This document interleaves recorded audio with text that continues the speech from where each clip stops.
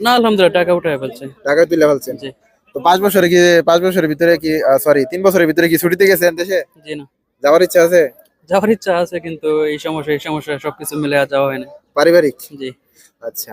তো এই 3 বছরে নিজের জন্য কি করছেন বিদেশ করে? নিজের জন্য তেমন কোনো কিছু করা হয় নাই। আ ইনশাআল্লাহ হবে সবকিছু। আস্তে, ইনশাল্লাহ। আস্তে হবে ইনশাআল্লাহ। তো আপনি বললেন যে ড্রাইভিং লাইসেন্স বানাইছেন, তো ড্রাইভিং লাইসেন্স বানাইতে আপনার কত রিয়াল খরচ গেছে সৌদি আরবের? সৌদি আরবের ৳৪,০০০ খরচ গেছে। 4,000 টাকা। জি। তো এখন কি আপনি গাড়ি চালাবেন, মানে সামনে ভবিষ্যতে প্ল্যান? জি, আমার এটাই প্ল্যান এখন। আচ্ছা। তো এখন যারা আপনার বাংলাদেশ থেকে দেখতেছে, যে বা যারা দেখতেছে, যারা আসতে চায়, আপনি তাদের উদ্দেশ্যে কি বলবেন? তাদের উদ্দেশ্যে বলবো, ভাই যেই আসেন যেকোনো একটা কাজ কাম শিখে আসেন, হাতের কাজ, তাহলে ভালো হবে আরকি। হাতের কাজ? জি।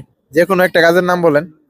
যেরকম ড্রাইভিং বা ইলেকট্রনিক, টেকনিশিয়াল, অনেক কাজই তো আছে।